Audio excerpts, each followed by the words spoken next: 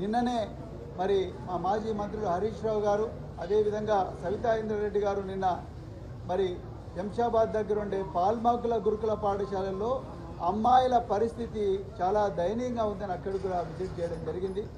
మరి ఈరోజు కొండ భీమనపల్లి దేవరకొండలో ఈ గురుకుల విద్యాలయాల్లో ఉండే విద్యార్థులు ఎవరైతే ఉన్నారో వాళ్లకు ఎలుకలు కొరికి వాళ్ళు కూడా గాయాలైనని చెప్పేసి వాళ్ళందరినీ కూడా పరామర్శించడం కోసం మరి గురుకుల విద్యాలయాలను ఆదుకోవడం కోసం విద్యార్థుల భవిష్యత్తును కాపాడుకోవడం కోసం గౌరవ కేసీఆర్ గారి ఆదేశాల మేరకు ఈరోజు బీఆర్ఎస్ బృందం ఇక్కడికి రావడం జరిగింది.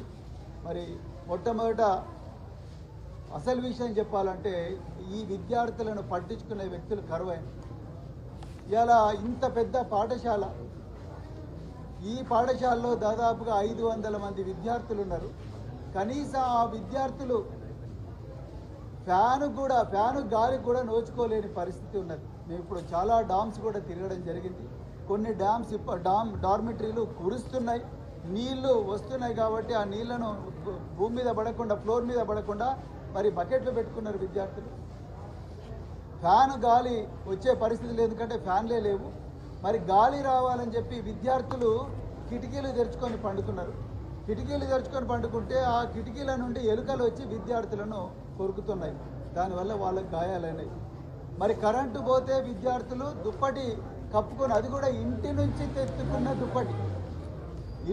తెచ్చుకున్న దుప్పటి కప్పుకొని పండుకుంటున్నారు విద్యార్థులు. మరి ఇంత పెద్ద పాఠశాల కనీసం జనరేటర్ కూడా పెట్టాలన్న స్పృహ కూడా ఇవాళ రేవంత్ రెడ్డి ప్రభుత్వానికి లేకపోవడం చాలా చాలా దారుణం. అదేవిధంగా పిల్లలకు ఇవాళ ఎలుకలు గరిచినాయి. అదేవిధంగా పిల్లలకు రేపు తేళ్లు గరుస్తేనో పాము, అడవులలో ఉన్నాయి స్కూల్స్ ఇవి, తేళ్లు గరుస్తేనో పాములు గరుస్తేనే కనీసం యాంటీ స్నేక్ వీనం దాచిపెట్టుకోవడానికి హెల్త్ సూపర్వైజర్ వాళ్ళ దగ్గర, హెల్త్ డిస్పెన్సరీ దగ్గర కనీసం ఒక చిన్న రెఫ్రిజిరేటర్ కూడా లేని పరిస్థితి. ఇది ఈరోజు పాఠశాలల్లో ఉండే పరిస్థితి. యూనిఫామ్స్ ఏవి కూడా ఇంతవరకు పెద్దగా రాలేదు. 3 జతల యూనిఫామ్స్ ఇవ్వాలి, ఆ యూనిఫామ్స్ రాలేదు. స్పోర్ట్స్ డ్రెస్ రాలేదు, అదేవిధంగా నైట్ డ్రెస్ రాలేదు, అదేవిధంగా మరి స్పోర్ట్స్ షూస్ లేవు, ట్రాక్ సూట్ లేదు. మరి పిల్లలు ఏ విధంగా చదువుకుంటారు? ఇప్పటి వరకు మరి 3 నెలలైంది ఆ విద్యా సంవత్సరం స్టార్ట్ అయ్యి. 3 నెలల్లో ఇప్పుడు మొత్తం గురుకుల పాఠశాలల్లో 7 లక్షల మంది విద్యార్థులు చదువుతున్నారు తెలంగాణలో. 3 నెలలైనా కూడా ఇప్పటి వరకు వీళ్ళకు దుప్పట్లు రాలేదు, యూనిఫామ్ డ్రెస్సులు రాలేదు, షూస్ రాలేదంటే మరి ఎట్లా చదువుకో? కేవలం నోట్బుక్లు ఇచ్చిండ్రు, పాఠ్య పుస్తకాలు కూడా అవి కూడా లేట్కి ఇచ్చి పిల్లలను చదువుకోమని అంటుంది ప్రభుత్వం. ఎట్లా చదువుకుంటారు? ఒక్కసారి తెలంగాణ ప్రజలందరూ కూడా ఆలోచించాలి. అదేవిధంగా బోధన చెప్పే ఉపాధ్యాయులు ఎవరైతే ఉన్నారో వాళ్ళకు కూడా జీతాలు చాలా చోట్ల కూడా రావడం లేదు. మరి కేసీఆర్ గారు ఈ విద్యార్థులందరూ కూడా తెలంగాణలో కాదు దేశవ్యాప్తంగా అత్యున్నత విద్యాలయాలకు పోవాలని చెప్పేసి సెంటర్ ఆఫ్ ఎక్సలెన్స్లు, సబ్జెక్ట్ అసోసియేట్స్, అదేవిధంగా నిష్ణాతులైన గెస్ట్ లెక్చరర్లను తీసుకొస్తే గత 4 నెలలుగా ఈ గెస్ట్ లెక్చరర్లకు కానీ సబ్జెక్ట్ అసోసియేట్స్ కానీ ఒక్క పైసా కూడా జీతం రాలేదు.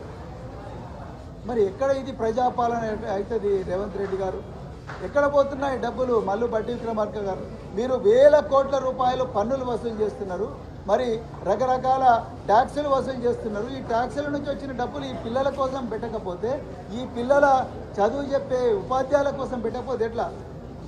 డైనింగ్ హాల్లో పనిచేసే ఎవరైతే కుక్కులు ఉన్నారో ఈ కుక్కులకు కూడా 4 నెలల నుంచి జీతాలు రావడం లేదు. మరి వాళ్ళు ఏ విధంగా మరి పిల్లలకు తిండి పెడతారు? ఈ బిల్డింగ్లలో కనీసం దోమలు రాకుండా ఈ దోమ తెరలు కానీ లేకపోతే కిటికీలకు మెష్ పెట్టాలంటే ఆ బిల్డింగ్ ఓనర్ అడుగుతున్నాడు, మాకు రెంట్ రావడం లేదు, కరెంటు బిల్లు క్లియర్ చేయడం లేదు, రెంటులు క్లియర్ చేయడం లేదు. మరి ఏడుకెళ్ళి వీళ్ళకు ఉపాధ్యాయులకు విద్యార్థులకు సౌకర్యాలు జరుగుతాయి? ఇలా మేము మొన్న చెప్పినట్టుగా జైళ్ళల్లో ఉండే ఖైదీలకు రోజుకు 83 రూపాయలు ఖర్చు చేస్తే ఈ దేశానికి భవిష్యత్తు అయిన విద్యార్థులు వాళ్ళ కోసం తెలంగాణ ప్రభుత్వం కేవలం 36 రూపాయల 75 పైసలు మాత్రమే ఖర్చు చేస్తున్నది. 2017లో 1 లీటరు వంట నూనె 63 రూపాయలు అయితే ఈరోజు 133 రూపాయలు అయింది. అంటే 100% పెరిగింది దాదాపుగా. కానీ మెస్ ఛార్జీలు కూడా పెంచాలిగా మరి రేవంత్ రెడ్డి గారు. ప్రజాపాలన, సంక్షేమ పాలన, మరి తెలంగాణను ఆదర్శంగా నిలుపుతామని మరి మీరు గారడీలు చేస్తున్నారు రోజు. మరి ఎందుకు మెస్ ఛార్జీలు పెంచడం లేదు? ఖైదీల కన్నా ఘోరం ఆ పిల్లలు. నేరాలు చేసిన ఖైదీలకేమో 83 రూపాయలు ఇస్తున్నారు, పిల్లలకేమో 36 రూపాయలే ఇస్తున్నారు.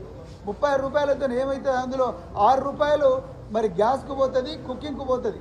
మరి 32 రూపాయలు ఎక్కడ పెడతారు? 4 సార్లు కేసీఆర్ గారు ఉన్నప్పుడు 4 సార్లు చికెను, 2 సార్లు మటను, నెయ్యి, తర్వాత రాగి మాల్టు, తర్వాత పాలు ఇవన్నీ ఇచ్చేవాళ్ళు. ఇవాళ చికెన్లు, మటన్లు 2-3 సార్లు ఇస్తే కూడా గ్రేట్. అప్పుడు వారానికి 5 రోజులు గుడ్లు ఇచ్చేవాళ్ళు. ఇప్పుడు 3 గుడ్లు కూడా ఇచ్చే పరిస్థితి లేదు. చాలా చోట్ల ఇంటర్మీడియట్లో విద్యార్థులు ఉన్నారు కానీ ఉపాధ్యాయులు లేరు. ఇంకా కొన్ని చోట్ల ఉపాధ్యాయులు ఉన్నారు, కొన్ని చోట్ల విద్యార్థులను రానివ్వడం లేదు. ఇలా 25 సంఘటనలు, విషాహారం సంఘటనలు జరిగినాయి. 714 మంది పిల్లలు 714 మంది పిల్లలు విషాహారం బారిన పడ్డారు. అంటే మీరు ఒకసారి అర్థం చేసుకోండి. తెలంగాణలో పిల్లలను బాగా చదివించాలని, వాళ్ళను గొప్పగా తయారు చేయాలని తిండి లేని తల్లిదండ్రులు దిక్కుతోచని స్థితిలో వాళ్ళను గురుకుల పాఠశాలకు పంపిస్తే ఇలా వాళ్ళు విషాహారం తిని తిరిగే పరిస్థితి ఇలా తెలంగాణలో వచ్చింది. ఇవాళ తెలంగాణ ప్రభుత్వానికి ఏమాత్రం కూడా శ్రద్ధ లేదు. ఇవాళ చూడండి, బీసీ వెల్ఫేర్, మన ఎస్సీ వెల్ఫేర్కు శాఖ మంత్రి లేరు, గిరిజన శాఖకు, సంక్షేమ శాఖకు మంత్రి లేరు, మైనారిటీ శాఖకు మంత్రి లేరు, విద్యాశాఖకు మంత్రి లేరు. గురుకులాలన్నీ మరి వీళ్ళ కిందనే ఉన్నాయి. విద్యాలయాలు ఎక్కడ? దాదాపు 1400 స్కూల్స్ క్లోజ్ అయినాయి. మరి ముఖ్యమంత్రి గారికి ఏమన్నా సోయిన్నదా? 1400 స్కూల్స్ క్లోజ్ అయినాయి. అదేవిధంగా ఏ శాఖ మంత్రి లేరు. ఇక్కడ ఉపాధ్యాయులకు కానీ లేకపోతే విద్యార్థులకు ఏమన్నా సమస్యలు ఉంటే ఆ సమస్యలు ఎవరికి చెప్పుకోవాలో తెలుస్తలేదు. ప్రతి సొసైటీకి కూడా ఒక బోర్డు ఉంటుంది. ఆ బోర్డుకు ఒక మినిస్టర్ చైర్మన్గా ఉంటారు. మరి చైర్మన్ అయ్యే మినిస్టరే లేనప్పుడు మరి ఎక్కడ చూస్తాడు? ముఖ్యమంత్రి గారు ఎవరిని దగ్గరికి రానివ్వడం లేదు. ఆయన హైదరాబాద్ నుంచి ఢిల్లీ, ఢిల్లీ నుంచి హైదరాబాద్, మళ్ళీ హైదరాబాద్ నుంచి ఢిల్లీ, ఢిల్లీ నుంచి హైదరాబాద్.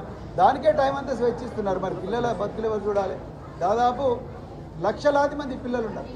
సో అందుకొరకు గురుకుల పాఠశాల పరిస్థితి చాలా దయనీయంగా ఉన్నది. సో పక్కా భవనాలు లేని చోట రెంట్ తీసుకుంటే ఆ రెంట్ కూడా కట్టే పరిస్థితి లేదు. కరెంటు ఛార్జీలు కూడా లేవు, జనరేటర్లు కూడా లేవు. కరెంటు కోతలు విపరీతంగా ఉన్నాయి. జనరేటర్లు లేకపోతే పిల్లలు ఎట్లా చదువుకుంటారు? ఆ దోమల బారిన పడ్డ పిల్లలు ఎట్లా బతుకుతారు? ఇప్పుడు విష జ్వరాల సీజన్. మరి వాళ్ళ పరిస్థితి ఏం కావాలి? ఇలా కేసీఆర్ గారు ముఖ్యమంత్రిగా ఉన్నప్పుడు ప్రత్యేకించి డైరెక్టర్ ఆఫ్ మెడికల్ ఎడ్యుకేషన్కు ప్రత్యేకంగా సర్క్యులర్ నెంబర్ 2లో ఒక ఆర్డర్ ఇచ్చిండు. గురుకుల పాఠశాలలు కానీ, హాస్టళ్ళు కానీ, రెసిడెన్షియల్ స్కూల్స్ కానీ ఇక్కడ ఉండే విద్యార్థులు ఎవరైనా అనారోగ్యం బారిన పడితే ఏ కార్పొరేట్ హాస్పిటల్ అయినా కూడా ఫ్రీగా వైద్యం ఇవ్వాలని చెప్పేసి గవర్నమెంట్ ఆర్డర్ ఉంది. కానీ దాన్ని కూడా మరి ఈరోజు పాటించే స్థితి లేదు. కేసీఆర్ గారు ముఖ్యమంత్రిగా ఉన్నప్పుడు కంట్రోల్ రూమ్ పెట్టిండు. విద్యార్థులందరి జీవితాలు బాగుండాలని చెప్పి, ఆరోగ్యం ఉండాలని చెప్పి 24 గంటలు నడిచే కంట్రోల్ రూమ్ పెడితే ఇలా కంట్రోల్ రూమ్లన్నీ కూడా క్లోజ్ అయిపోయినాయి. ఇలా విద్యార్థులు పాము కాటైనా, తేలు కాటైనా అనారోగ్యం బాధపడ్డా తల్లిదండ్రులు పిలిపించి మీ పిల్లలను తీసుకొని పోండి అన్న పరిస్థితి వచ్చింది. మీరు చూసి ఉంటారు, మన జగిత్యాల జిల్లాలో వారం రోజుల్లోనే